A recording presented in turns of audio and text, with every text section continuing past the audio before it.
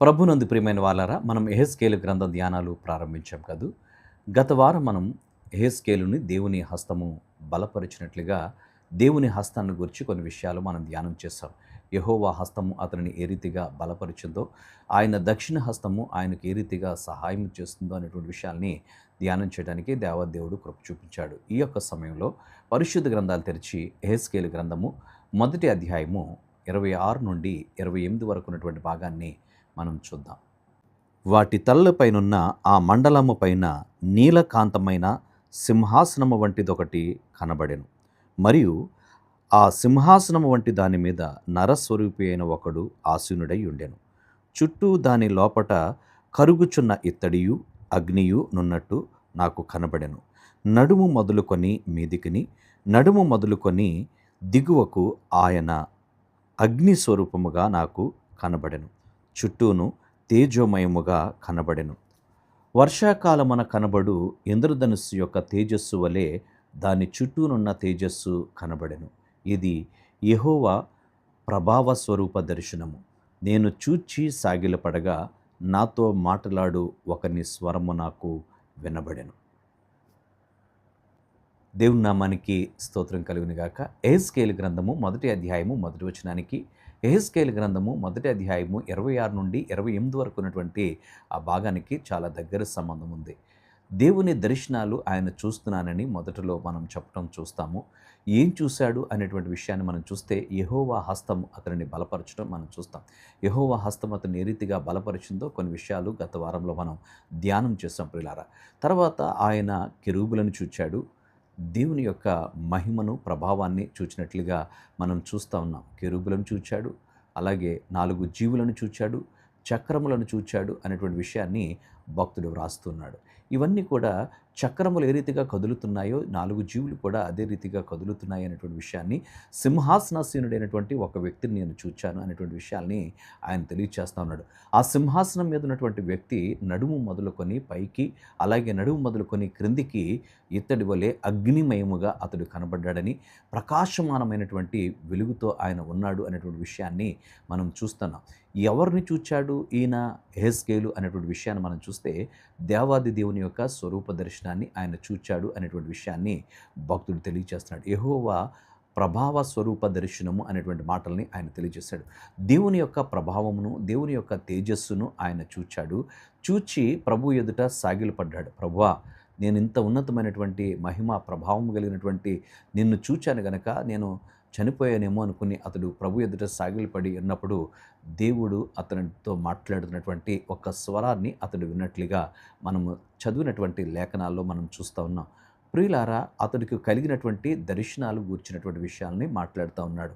చాలామంది ఈనాడు మేము కూడా దర్శనాలు చూచామండి అని చెప్పి వారు కలలను మనకు వివరిస్తున్నటువంటి విషయాన్ని మనం చూస్తూ ఉన్నాం. వారికి కలిగినటువంటి వాటిని చెప్తూ, అయ్యా మాకు ఈ దర్శనం కలిగింది, దీని భావం ఏంటండి అని అడుగుతున్నారు. ఇక్కడ మనం గమనించాలి, దర్శనానికి కలకు ఉన్నటువంటి వ్యత్యాసం. దర్శనం అనగా యెహెజ్కేలు దేవుడు చూపించుచున్నటువంటి దర్శనమును చూస్తున్నాడు. తర్వాత ఆయన ఎదుట సాగిలపడినప్పుడు ప్రభు అతనితో మాట్లాడుతున్నటువంటి ఆ మాటలను వింటూ ఉన్నాడు. యెహోవా స్వరము అతడు విన్నట్లుగా మనం చూస్తూ ఉన్నాం. చూడండి, దర్శనములో ఈ 2 అనుభవాలు మనకు కనబడతాయి. ఒకటి, ఆయన చూపిస్తున్నటువంటిది చూడాలి. రెండవది, ఆయన చెబుతున్నటువంటి విషయం వినాలి. మనము గమనించినట్లయితే ప్రియులారా, మోషే పొద దర్శనములో అతడు ఆ పొద కాలిపోతుంది, ఏమిటి వింత అని చూడటానికి బయలుదేరి వెళ్ళాడు. అక్కడికి వెళ్ళిన తర్వాత అతడు ప్రకాశమానమైనటువంటి వెలుగును చూడటం ప్రారంభించాడు. ఆ వెలుగులో నుండి ఒక స్వరము అతనితో మాట్లాడటం అతను గమనించాడు. ఎందుకనంటే, నీవు నిలిచి ఉన్న స్థలము పరిశుద్ధమైనది, నీ చెప్పులు విడువము అనేటువంటి మాట. ఆ దర్శనము అతని జీవితాన్ని మార్చివేసింది. ఆ దర్శనము ఇశ్రాయేలీయులకు ఒక గొప్ప నాయకుడిగా అతని జీవితాన్ని మలిచివేసినట్లుగా మనం చూస్తూ ఉన్నాం. దైవ దర్శనము పొందుకున్నటువంటి వ్యక్తుల జీవితాల్లో అద్భుత కార్యాలు జరిగినాయి. వారి జీవితంలో అంతకుముందు ఎన్నడూ లేని రీతిగా వారి జీవితాలు నడిపించబడినట్లుగా లేఖనాల్లో మనం చూస్తూ ఉన్నాం.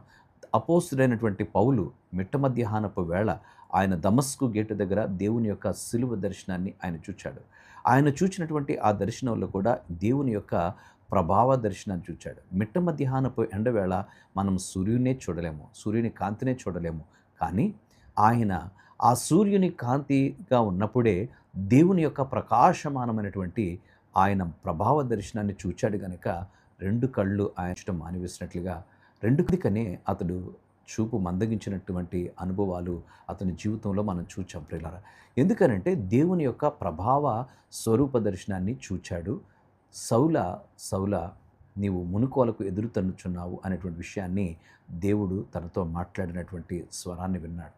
ప్రభువా నీవెవరివి అని అడిగితే నీవు హింసించుచున్నటువంటి యేసును అనేటువంటి మాటను క్రీస్తు ప్రభుల వారు చెప్పినట్లుగా మనం చూస్తూ ఉన్నాం. అతడు దర్శనమును చూస్తున్నాడు, రెండవది స్వరాన్ని వింటా ఉన్నాడు.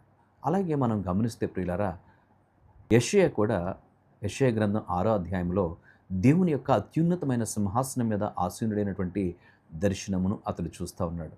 ఆ దర్శనాన్ని చూచినప్పుడు అతడు దేవుని దర్శనానికి బద్ధుడై అంటున్నాడు, నేను ఎవరిని పంపించదను, నా నిమిత్తం ఎవరు వెళ్ళుదురు అన్నప్పుడు ప్రభువా నేనున్నాను నన్ను పంపుమని అతడు చెప్పడం మనం చూస్తాం. అయితే నేను అపవిత్రమైన పెదవులు గలవాడిన ప్రభువా అని ప్రభు సన్నిధిలో ఒప్పుకున్నాడు. ఎందుకనంటే దేవుని యొక్క ప్రభావ దర్శనాన్ని చూసినప్పుడు, ఆ వెలుగును ఆ ప్రభావాన్ని చూచినప్పుడు దేవుని యొక్క ముఖకాంతిలో మన రహస్య పాపములు కనబడుచున్నవని లేఖనము సెలవిస్తుంది. కనుక అతడు ప్రభువా నేను అపవిత్రమైన పెదవులు గలవాడినాయన అని చెప్పినప్పుడు దేవుని దూత కారుతో నిప్పును తీసుకుని అతని పెదవులను పరిశుద్ధపరిచినట్లుగా మనం లేఖనములో చూస్తాం ప్రియులారా. యెషయా దేవుని యొక్క స్వరూప దర్శనాన్ని చూచాడు. అత్యున్నత సింహాసనం మీద ఆసీనుడైనటువంటి దేవుణ్ణి, కెరూబులు సెరాపులు ఆయనని పరిశుద్ధుడు పరిశుద్ధుడు పరిశుద్ధుడని నిత్యము గాన ప్రతిగానములు చేయటం అతడు విన్నాడు.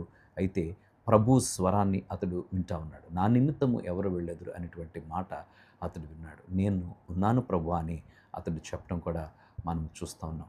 దర్శనాలు పొందినటువంటి వ్యక్తులు దేవుని యొక్క స్వరూప దర్శనాన్ని చూచారు, ఆయన స్వరాన్ని విన్నారు. అలాగే అపోస్తలుడైనటువంటి యోహాను ప్రకటన గ్రంథము 1వ అధ్యాయంలో మనం చూస్తే ఈ విషయాలు మనకు తేటగా కనబడుతూ ఉన్నాయి. ప్రియులారా, ఆయన కూడా దేవుని యొక్క దర్శనాన్ని చూస్తూ ఉన్నాడు, దేవుని యొక్క స్వరాన్ని వింటూ ఉన్నాడు. దర్శనము చూచినటువంటి ప్రతి వ్యక్తి కూడా దేవుని యొక్క స్వరూప దర్శనాన్ని చూచారు, ఆయన స్వరాన్ని వారు విన్నట్లుగా మనం చూస్తూ ఉన్నాం. ఈనాడు చాలామంది మేము దర్శనాలు చూస్తున్నాము అని వారు చెప్తున్నారు. అయితే దేవుని యొక్క స్వరాన్ని వారు వినగలుగుతున్నారా? అంటే దేవుని దర్శనమును చూడాలి, ఆయన చెప్తున్నటువంటి మాటలు వినాలి. అలా విన్నటువంటి వారి జీవితాల్లో చాలా గొప్ప పెనుమార్పుని మనం చూచాం.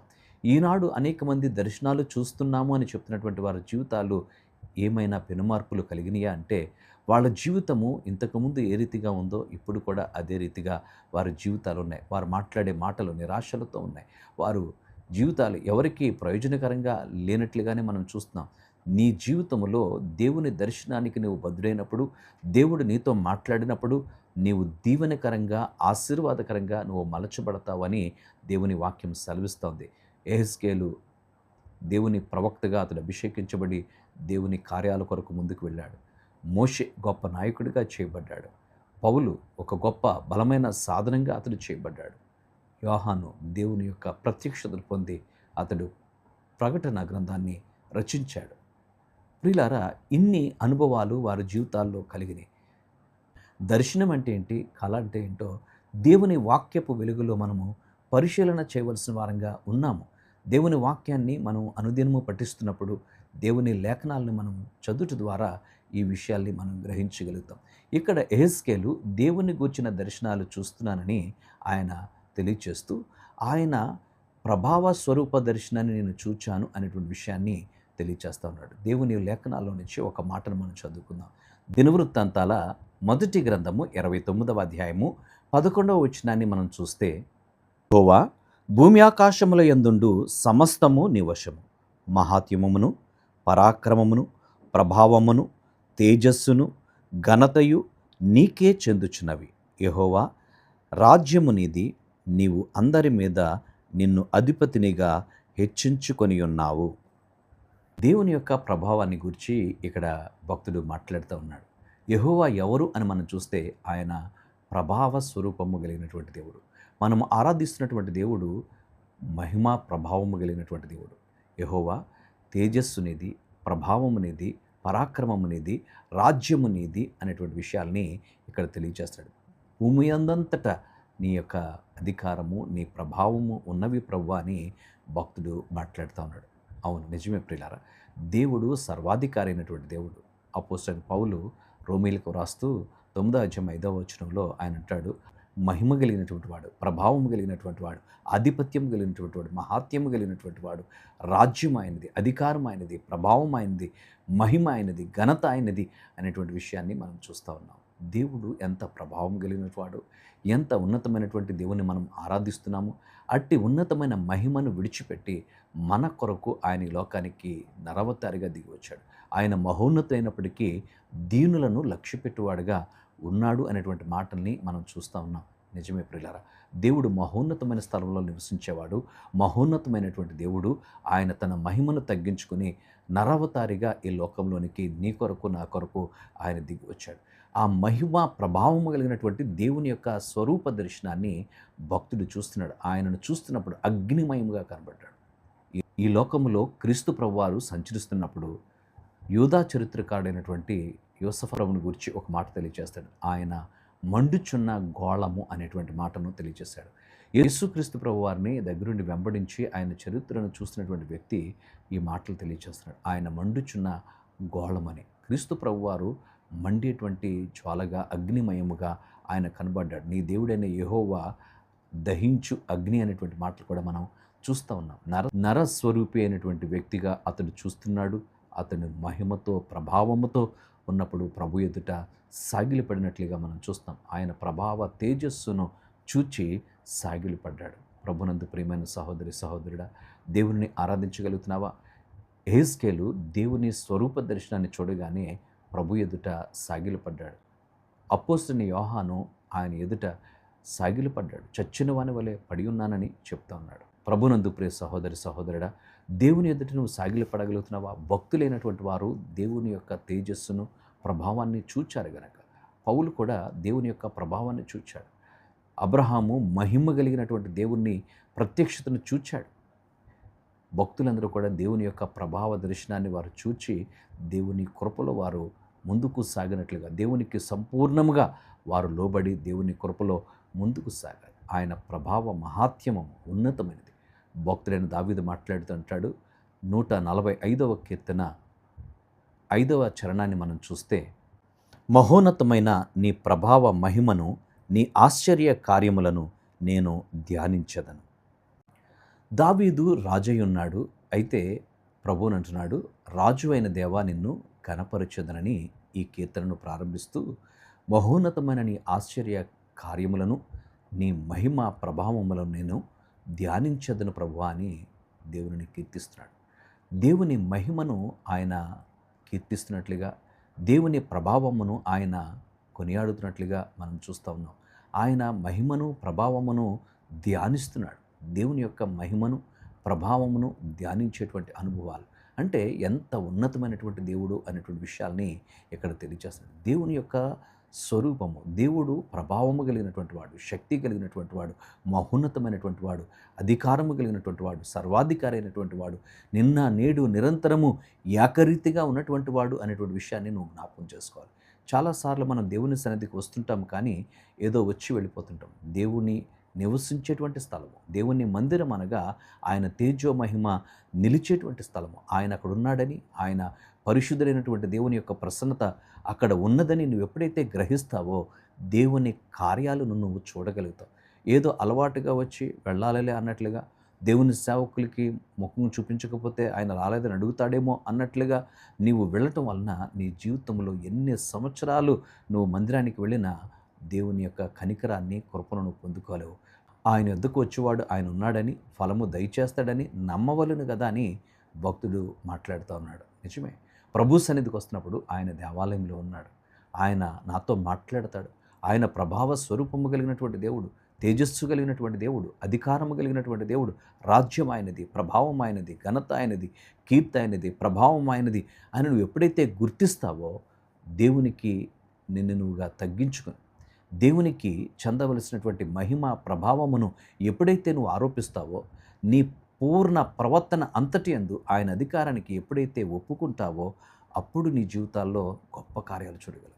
అందుకనే మహాజ్ఞాని అయిన సొలొమోను అంటాడు, నీ స్వబుద్ధిని ఆధారం చేసుకొనక నీ పూర్ణ ప్రవర్తన అంతటి యందు ఆయన అధికారమునకు ఒప్పుకొనుము అనేటువంటి మాటల్ని భక్తుడు తెలియజేశాడు. మన ప్రవర్తన అంతటి యందు దేవుని యొక్క అధికారము, దేవుని యొక్క ప్రభావమునకు, దేవుని యొక్క మహిమకు నువ్వు కీర్తి కలిగేటట్లుగా జీవించినప్పుడు, విధేయత చూపించినప్పుడు నీ జీవితంలో గొప్ప కార్యాలు చూస్తావు.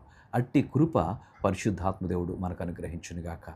తల్ల వంచి ప్రార్థన చేద్దాం. పరిశుద్ధుడా నీకు వందనాలు.